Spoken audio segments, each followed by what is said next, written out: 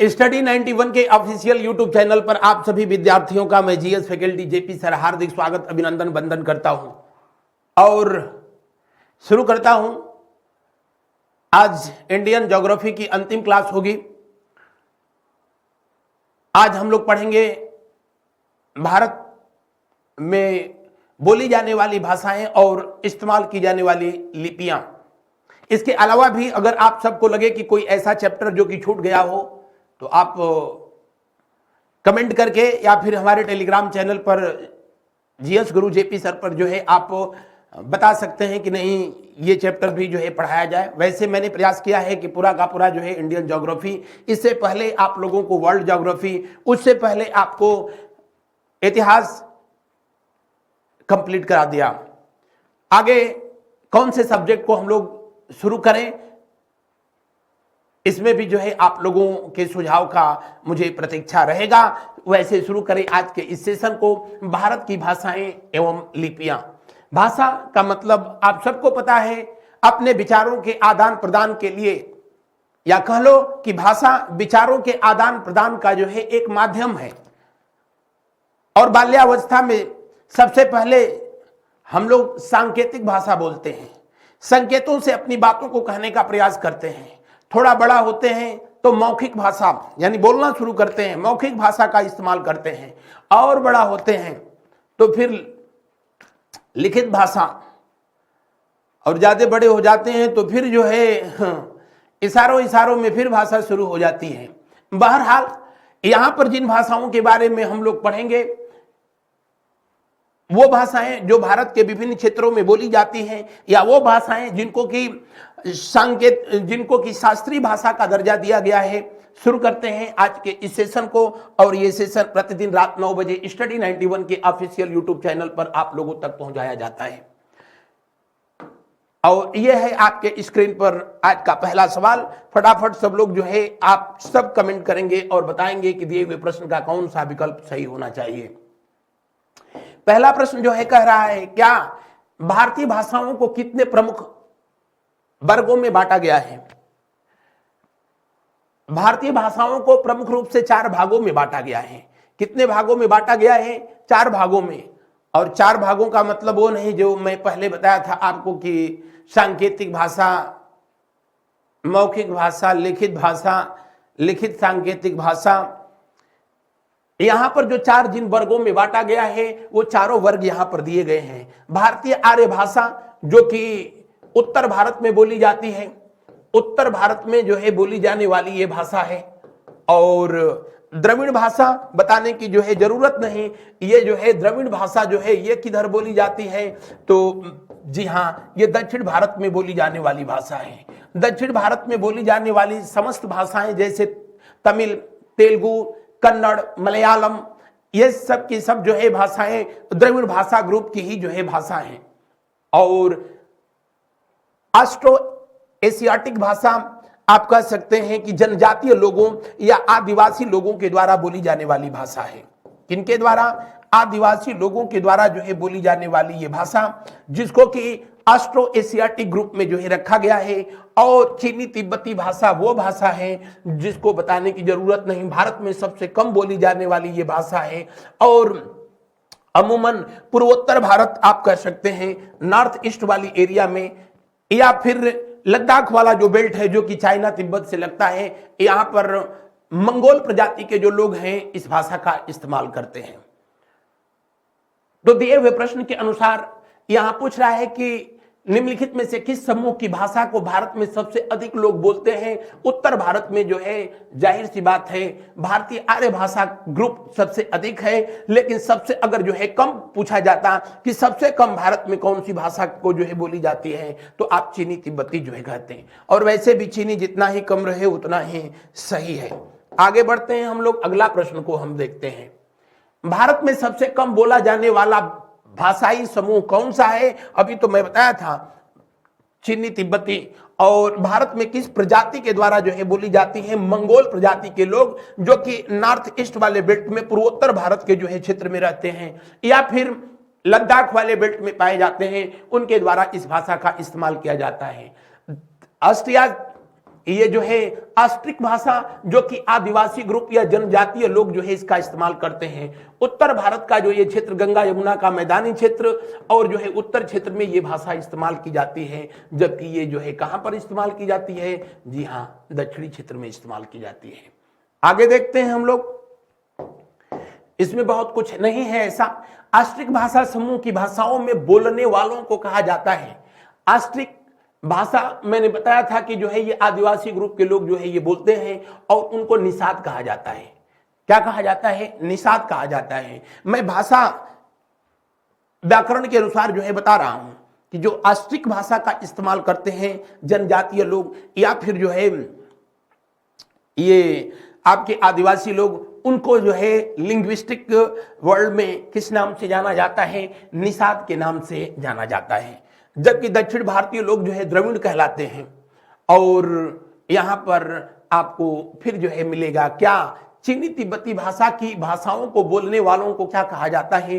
किरात कहा जाता है। क्या कहा जाता है? किरात कहा जाता है।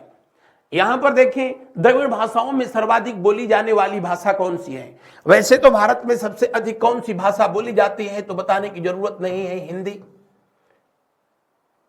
विश्व में दूसरे नंबर पर है, पहले नंबर पर चाइना वालों की है मंदारिन। हिंदी के बाद भारत में सबसे अधिक बोली जाती है कौन सी? बांग्ला। और उसके बाद जो है बोली जाती है कौन सी? बांग्ला बांग्ला बांग्ला। और उसके बाद जो है बोली जाती है तेलुगु। तेलुगु तेलुगु बोली जाती है। तो दिए हुए प्रश्न में कौन सा विकल्प जो है सही होगा? अगर आपसे पूछे कि भारत में सबसे अधिक बोली जाने वाली भाषा कौन सी है? हिंदी। उसके बाद कौन सी है? बांग्ला। उसके बाद कौन सी है? बढ़ते हैं अगले प्रश्न की ओर। अगले प्रश्न की तरफ जो है मूव करते हैं हम लोग। कौन सी भाषा ऑस्ट्रिक भाषा के समूह में शामिल नहीं है? तो ये बड़ा इंपॉर्टेंट क्वेश्चन है, कई बार जो है पूछा है। इवन दैट कि आईएएस तक जो है इस क्वेश्चन को पूछा है, क्योंकि ओरांव भी जो है जनजातियां हैं, हो ये भी जनजातियां हैं, मुंडा ये भी जनजातीय लोगों में ही आते हैं। संथाली पूछने की बताने की जरूरत ही नहीं है। वर्तमान हम लोगों की जो राष्ट्रपति महोदया हैं, संथाली जो है जनजातीय ग्रुप से ही आती हैं। लेकिन आपको बता देंगे सभी जनजातियां बिहार, झारखंड, वेस्ट बंगाल, छत्तीसगढ़ के आसपास के क्षेत्रों में पाई जाती हैं। ओरांव जनजातियां भी झारखंड, बिहार में ही पाई जाती हैं। कौन सी? ओरांव। और इनकी जो भाषा है ये भी ओरांव है। लेकिन जनजातीय लोगों में सिर्फ ओरांव एकमात्र ऐसे लोग हैं जो ओरांव भाषा बोलते हैं। और ये द्रविड़ जो है द्रविड़ भाषा ग्रुप की ये भाषा है। और इस तरीके से दिए हुए प्रश्न का अंतिम विकल्प जो है सही होगा। इसलिए बहुत पूछता है कि जनजातीय लोगों में कौन सी ऐसी जनजातियां हैं जो दक्षिण भारतीय भाषा बोलती है? ओरांव। कहां पाई जाती है? झारखंड, बिहार का बेल्ट, बंगाल वगैरह में भी जो है ये पाए जाते हैं। तो दिए हुए प्रश्न का अंतिम विकल्प जो है सही होगा। किस भाषा को द्रविड़ परिवार की सभी भाषाओं की जननी कहा जाता है? तमिल को कहा जाता है। किसको कहा जाता है? तमिल को कहा जाता है। ठीक वैसे ही जैसे हम लोगों के यहाँ आर्य भाषा में कहा जाए तो जो है संस्कृत, बाकी सभी भाषाओं का जो है उत्पत्ति संस्कृत से ही हुई है। जबकि दक्षिण भारत में सभी भाषाओं की उत्पत्ति जो है तमिल से हुई है। और भारत में कुल 6 भाषाएं ऐसी हैं जिनको कि शास्त्रीय भाषा का जो है दर्जा दिया गया है। कितनी भाषाओं को शास्त्रीय भाषा की दर्जा जो है कितनी भाषाओं को मिला है? तो 6 भाषाओं को मिला है। वैसे भारत के संविधान की 8वीं अनुसूची में कुल कितनी भाषाएं हैं? 22। संविधान लागू हुआ तो कितनी भाषाएं थी? 14। कितनी जोड़ दी गई? 8। कब कब जोड़ी गई?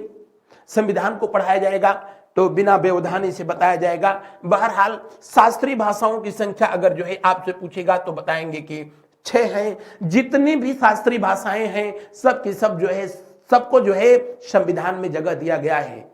लेकिन जितनी भी संविधान में जगह पाई है सबको शास्त्रीय भाषा का दर्जा नहीं। पहली जो शास्त्रीय भाषा थी वो थी तमिल। तमिल को जो है 2004 में ही शास्त्रीय भाषा का दर्जा दे दिया गया। उसके बाद दूसरी कौन सी है? तो देव भाषा संस्कृत, इसे 2005 में जो है ये दर्जा मिला। तीसरे नंबर पर किसका नंबर आता है? तो आप कहेंगे कि तेलुगु, किसकी? तेलुगु। तेलुगु तेलुगु को 2008 में शास्त्रीय भाषा का दर्जा दिया गया। कन्नड़ भाषा जो कि कर्नाटका वाले बेल्ट में बोली जाती है।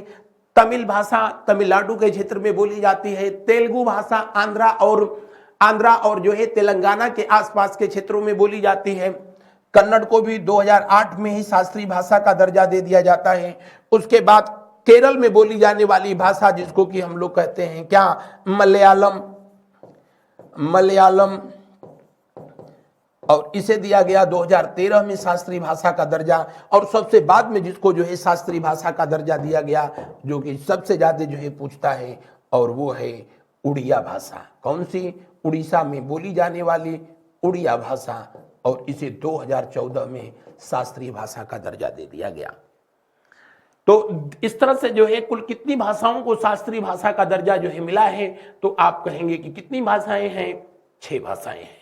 लेकिन आपसे पूछे कि सबसे अधिक शास्त्रीय भाषा का दर्जा जो है किस भाषा परिवार की भाषाओं को मिला है? तो द्रविड़ भाषा परिवार से तमिल, तेलुगु, कन्नड़, मलयालम, ये सब के सब, यानी दक्षिण भारत की ऑलमोस्ट जितनी भी जो है भाषाएं हैं सबको शास्त्रीय भाषा का दर्जा दिया गया है। बढ़ते हैं आगे की तरफ। अगला प्रश्न को जो है देखिए और उत्तर दीजिए। संस्कृत में सर्वाधिक प्रभावित द्रविड़ भाषा है। संस्कृत से प्रभावित सर्वाधिक द्रविड़ भाषा कौन सी है? तमिल सबसे अधिक प्रभावित है। कौन सी? तमिल जो है सबसे अधिक प्रभावित है। मैंने बताया कि तमिल वाले बेल्ट में, तमिलनाडु वाले बेल्ट में यह भाषा बोली जाती है। कहां पर? तमिलनाडु वाले बेल्ट में यह भाषा बोली जाती है। तेलुगु आंध्रा में बोली जाती है। कहां पर? आंध्रा। और जो है कहां पर? तो आप कहेंगे कि तेलंगाना। कहां पर? तेलंगाना में बोली जाती है। उसके बाद कन्नड़ कहां बोली जाती है? तो कर्नाटक और उसके आसपास के क्षेत्र में कन्नड़ बोली जाती है। और मलयालम कहां बोली जाती है? तो आप कहेंगे कि केरल में बोली जाती है। बढ़ते हैं अगले प्रश्न की ओर। राजभाषा आयोग के प्रथम अध्यक्ष, बताने की जरूरत नहीं, बाल गंगाधर खेर। और राजभाषा आयोग का वैसे गठन जो है आर्टिकल 344 के तहत जो है किया जाता है। किसके द्वारा किया जाता है? तो आप कहेंगे कि राष्ट्रपति महोदया, राष्ट्रपति के द्वारा जो है राजभाषा आयोग का जो है गठन किया गया। किसके द्वारा? राजेंद्र प्रसाद के द्वारा जो है 1955 में जो है पहला राजभाषा आयोग का गठन हुआ था। आगे देखते हैं हम लोग।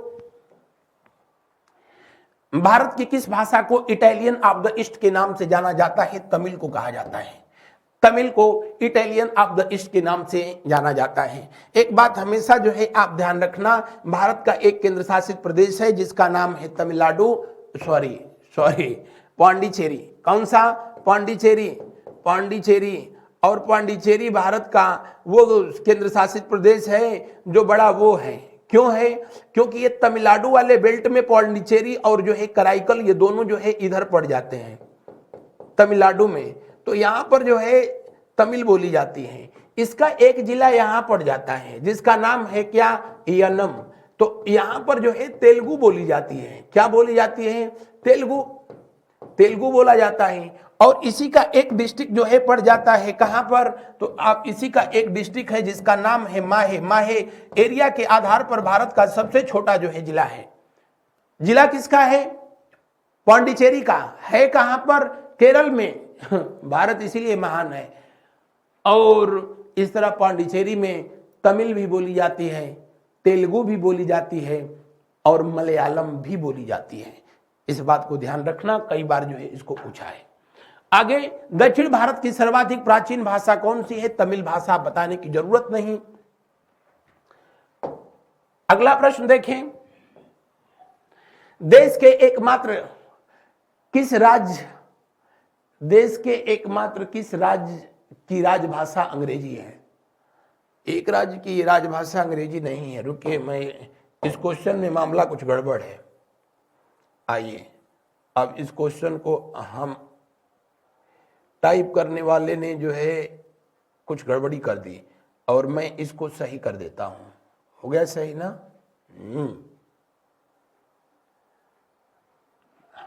और इस जगह पर मैं जो है लिख देता हूं, क्या लिख दूं?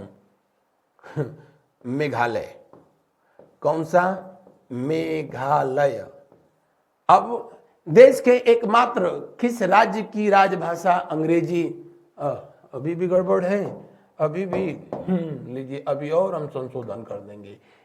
राजभाषा अंग्रेजी नहीं है। अब सही हो गया, लीजिए, एकमात्र शब्द को काट दीजिए। ये दिए गए विकल्पों में किसकी जो है राजभाषा अंग्रेजी नहीं है? तो एक शब्द जो है याद कर ले, मेमिन। मेमिन इसलिए नहीं मैं बता रहा हूं, इसलिए बता रहा हूं कि न का मतलब यहां होता है नागालैंड। क्या होता है? नागालैंड। मी का मतलब क्या होता है? तो आप कहेंगे कि मिजोरम। क्या होता है? मिजोरम। और मे का मतलब क्या होता है? आप कहेंगे मेघालय। क्या होता है? मेघालय। तो मेघालय, मिजोरम और नागालैंड, इन तीनों की राज्य की भाषा अंग्रेजी है। तो तीनों की राज्य की भाषा अंग्रेजी है, तो किसकी राज्य की भाषा अंग्रेजी नहीं होगी? सिक्किम की होगी। इस कुछ प्रश्न को जो है इन्होंने गड़बड़ टाइप कर दिया था। होती है, लिखने वाले लोग, कुछ लोग न जाने कौन सा ब्रांड लेते हैं कि सुबह तक असर नहीं खत्म होता है। लक्षद्वीप समूह के मिनिकॉय द्वीप की भाषा है। लक्षद्वीप आप देखेंगे इंडिया का मैप तो जो है ये अरब सागर वाले बेल्ट में जो है स्थित है। भारत का सबसे छोटा केंद्र शासित प्रदेश भाषा और जनसंख्या और एरिया दोनों के आधार पर। और यहाँ पर जो भाषा बोली जाती है, चूंकि ये मलयालम के जो है, ये केरल के करीब है, तो यहाँ पर मलयालम बोली जाती है। लेकिन इसी से हट करके एक द्वीप है मिनिकॉय। मिनिकॉय और जो नीचे जो है आप लोगों का पड़ जाता है मालदीव। इन्हीं दोनों के बीच में जो है इंटरनेशनल बाउंड्री है, जिसको 8 डिग्री लाइन के नाम से जो है जाना जाता है। यहां पर मिनिकॉय में जो भाषा बोली जाती है उसको माहल कहते हैं। क्या कहते हैं? माहल। लेकिन बाकी जिन क्षेत्रों में जो बोली जाती है वो कौन सी है? तो मलयालम है। कौन सी?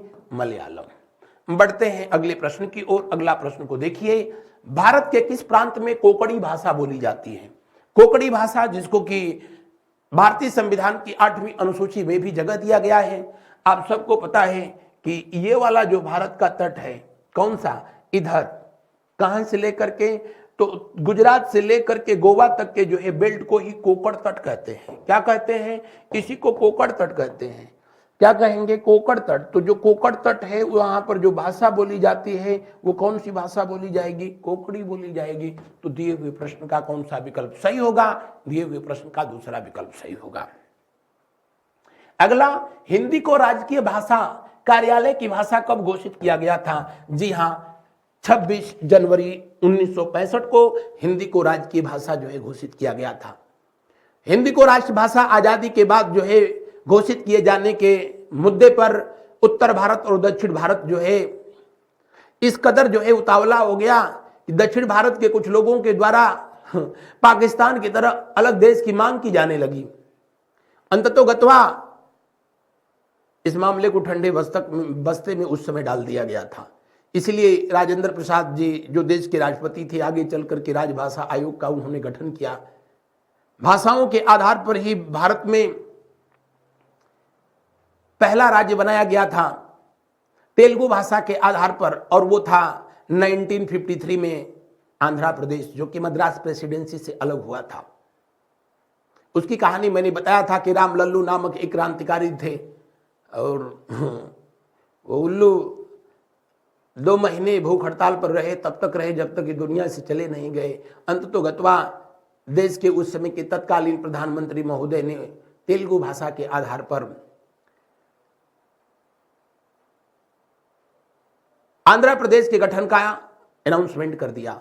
आजादी से पहले भाषा के आधार पर सबसे पहला राज्य उड़ीसा बनाया गया था। बहरहाल इसको राजभाषा हिंदी को घोषित किया गया था 26 जनवरी 1965 को भारत के पहले प्रधानमंत्री महोदय के द्वारा।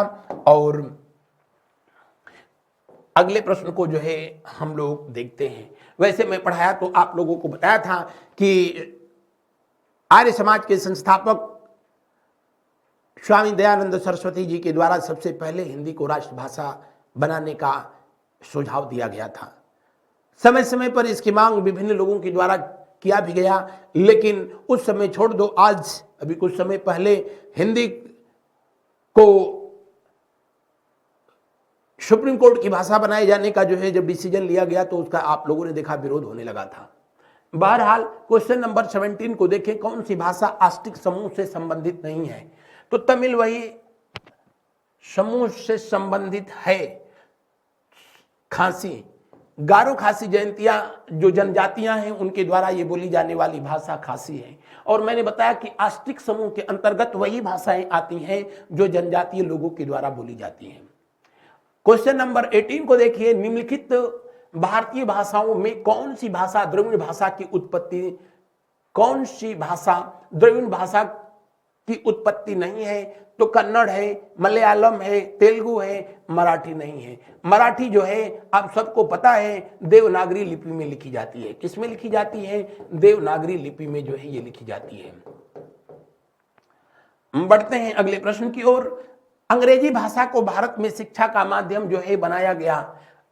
अंग्रेजी को अंग्रेजों के द्वारा ही भारत में थोपा गया था और 1835 में लॉर्ड मैकाले के द्वारा अंग्रेजी को शिक्षा का माध्यम बनाया गया था। तब उस समय भारत का governor general Lord William Bentinck था और लॉर्ड विलियम बेंटिक भारत का पहला गवर्नर जनरल था।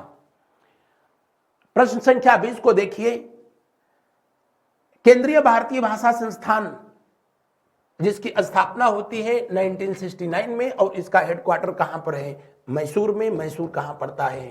तो आप कहेंगे कर्नाटक में। अगला प्रश्न, चोल शासकों की भाषा क्या थी? राज्य की भाषा चोल शासकों की क्या थी? तो राज्य की भाषा क्या होगी? ये वाले बेल्ट पर इन लोगों ने जो है शासन किया था, तब इसको कोरोमंडल के नाम से जाना जाता था। इस वाले बेल्ट को जो है मालाबार के नाम से जाना जाता था। तो चूंकि इन क्षेत्रों में इन्होंने शासन किया था तो जाहिर सी बात है इनकी भाषा जो है क्या होगी? तमिल होगी। हालांकि बाद के दिनों में जो है इनका विस्तार इन क्षेत्रों में हुआ था, लेकिन सरिगणेश जो है यहां से हुआ था। भारत की तीसरी सर्वाधिक बोली जाने वाली भाषा, पीछे ही मैंने बताया था कि पहले नंबर पर हिंदी है, दूसरे नंबर पर जो है बांग्ला और तीसरे नंबर पर तमिल है। सॉरी, तीसरे नंबर पर तेलुगु है, चौथे पर तमिल है। आगे देखेंगे, निम्नलिखित देशों में से किसमें तमिल एक प्रमुख भाषा है? म्यांमार, इंडोनेशिया, मॉरिशस या सिंगापुर? तो इस प्रश्न का सही उत्तर होगा सिंगापुर। सिंगापुर जो कि 1957 में मलेशिया से अलग हुआ था। किससे अलग हुआ था? मलेशिया से अलग हुआ था। मलेशिया से जो है अलग हुआ था और मलय क्षेत्र में जो है तमिल लोगों का सबसे अधिक प्रभाव रहा और सिंगापुर में आज भी जो है इस भाषा को जानने वाले लोग, और वहां इसको राज्य की भाषा का दर्जा दिया गया है। त्रिपुरा की भाषा, त्रिपुरा जो कि 3 तरफ से बांग्लादेश से घिरा है और बांग्ला यानी मतलब जो है बंगाली भाषा जो है बोली जाएगी, बताने की जरूरत ही नहीं है। त्रिपुरा जिसकी राजधानी अगरतला है। अगला प्रश्न, भारत में सर्वाधिक प्राचीन लिपि कौन सी है? ब्राह्मी लिपि है। कौन सी? ब्राह्मी लिपि है। और ब्राह्मी लिपि को पढ़ने में सफलता किसको मिली थी? जेम्स प्रिंसेप को मिली थी। किसको? James Prinsep. और कब मिली? 1837 में, जब इन्होंने सम्राट अशोक के मेरठ अभिलेख को पढ़ने में सफलता प्राप्त की थी। हिंदी भाषा में भारतीयों का प्रतिशत लगभग कितना है? 40% के आसपास है 2011 की जनगणना के अनुसार। अगला जो है जब जनगणना होगा तो उसके अनुसार बताया जाएगा। पंजाबी भाषा किस लिपि में लिखी जाती है? गुरुमुखी लिपि में लिखी जाती है। गुरुमुखी लिपि में। और सिख साम्राज्य को पढ़ाया तो मैंने बताया भी था, गुरुमुखी लिपि किस सिख गुरु के द्वारा जो है विकसित की गई है? अगर आप बता सकें कमेंट करके तो अच्छी बात है। अगला प्रश्न को जो है देखा जाए, जैन सूत्र में कितनी लिपियों का उल्लेख किया गया है? जैन सूत्र में कुल 18 प्रकार की लिपियों का जो है उल्लेख हुआ है। लिपि का मतलब क्या होता है? किसी भी ध्वनि को जब चिन्ह का रूप दिया जाता है तो उसी को लिपि कहते हैं। जैसे हम बोले क ख, तो जाहिर सी बात है क जब हम बोलेंगे तो उसको जो क मैंने बोला है जाहिर सी बात है उसको चिन्ह रूप ऐसे जो है दे दिया गया। तो लिपि का मतलब होता है ध्वनि को चिन्ह का रूप देना। वही जो है क्या कहा जाता है? लिपि कहा जाता है। और जैन सूत्र में कुल 18 प्रकार की लिपियों का वर्णन किया गया है, जबकि मैंने अभी बताया था ब्राह्मी लिपि को किसने स्पष्ट किया था? जेम्स प्रिंसप ने किया था। कब किया था? 1837 में किया था। सम्राट अशोक के अभिलेखों को पढ़ते हुए उन्होंने मेरठ अभिलेख को पढ़ने में सबसे पहले, मेरठ या टोपरा, मेरठ अभिलेख को पढ़ते हुए इन्होंने सबसे पहले सफलता प्राप्त की थी। बौद्ध ग्रंथ ललित विस्तार में कुल 64 प्रकार की लिपियों का उल्लेख किया गया है। तो आज के इस सेशन में बस इतना ही। ये हमारी संस्था के द्वारा जारी की गई जो है कुछ पुस्तकें हैं, जिनको प्राप्त करने के लिए आप इन दिए हुए नंबरों पर कॉल कर सकते हैं। मिलते हैं हम लोग अगले क्लास में अगले मैटर के साथ। तब तक के लिए मेरे साथ बने रहने के लिए आप सबका बहुत बहुत धन्यवाद। Thank you so much. Good night to all of you. शुभ रात्रि, शुभ रात्रि, शुभ रात्रि।